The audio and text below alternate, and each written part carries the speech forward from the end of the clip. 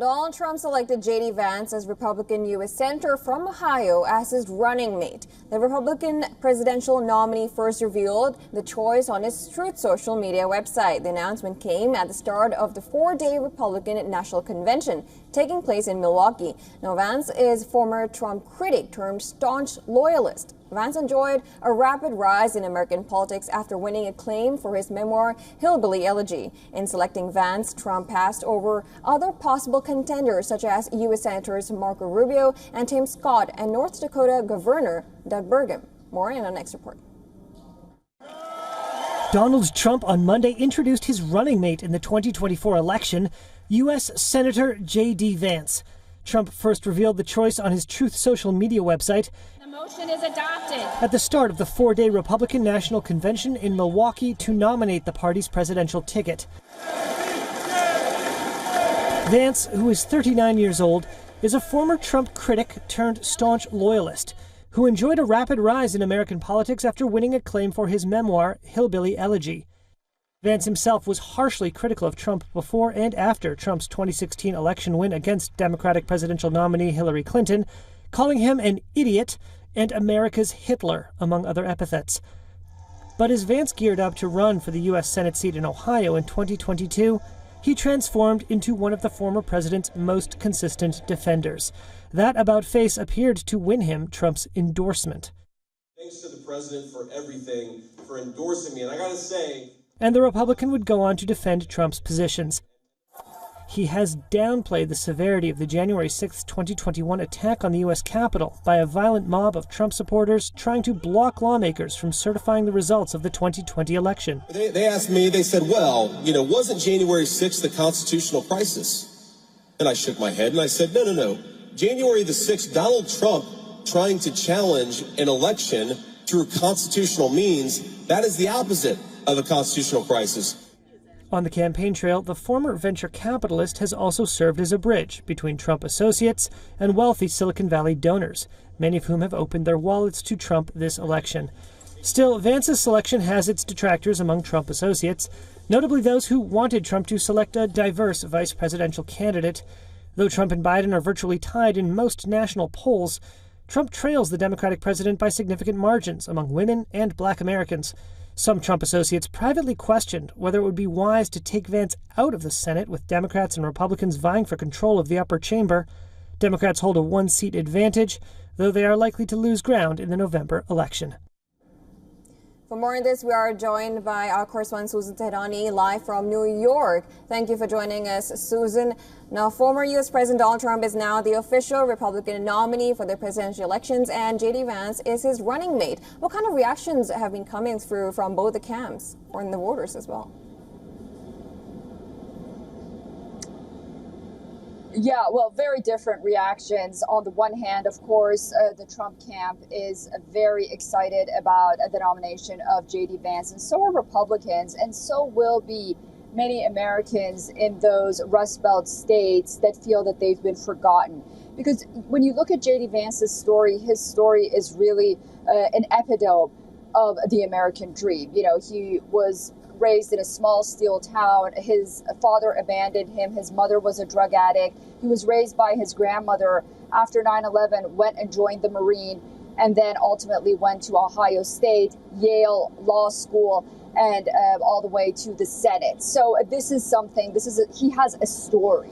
And because of this story, a lot of Americans are going to be relating to him, notably those who feel like they've been forgotten, notably by globalization, these steel workers, the jobs going overseas and whatnot. And then you have the other camp, which President Biden was very quick to say that JD Vance is the clone of Donald Trump's policies. And there will ultimately, as they have until now in the past few hours, paint him as someone being very extreme. Expect for them to go back and play his sound bites of when he was a critic of the former president. So we're expecting that will happen. But ultimately, he is someone that is very eloquent in speaking, and he's going to be a pretty good running mate for the former president. Right, now you're talking about the reactions. Now let's talk about Vance now. He was a former critic of Trump, and he's turned a loyalist. Now tell us more about him, as well as he's also, we could say, even his wife happens to be like an Indian American. So what kind of strategy do you think Trump would have thought of choosing him as his running mate? Yeah, that's the thing.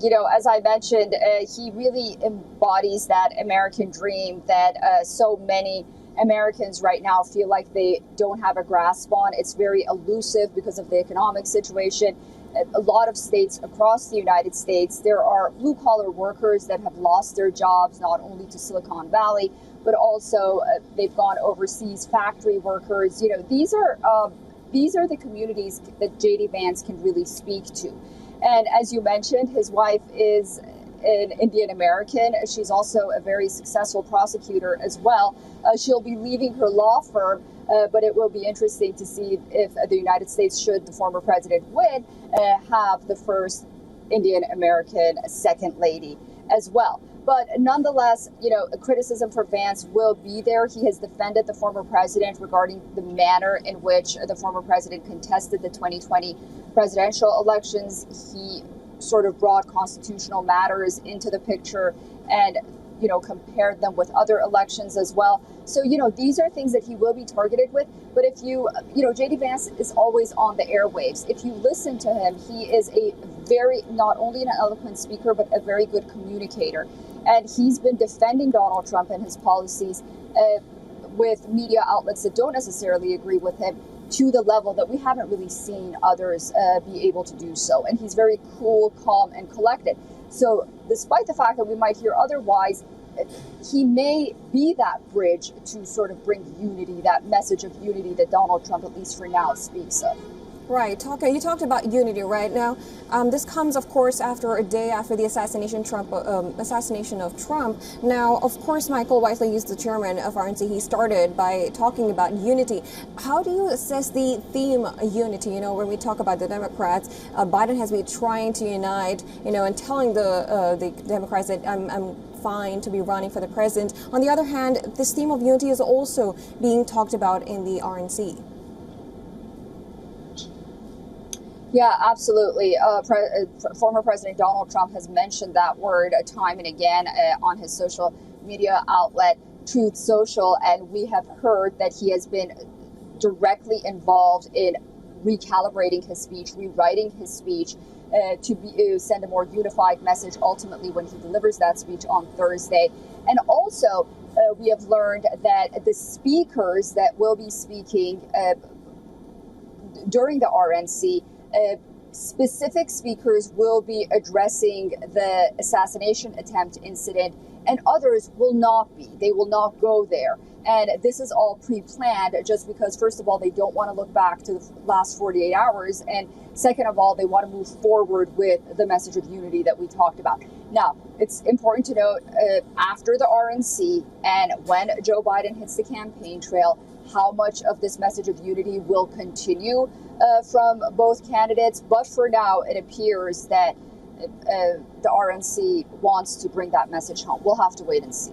All right, Susan, thank you for bringing us the latest. We'll, of course, keep track of all the developments as we go forward.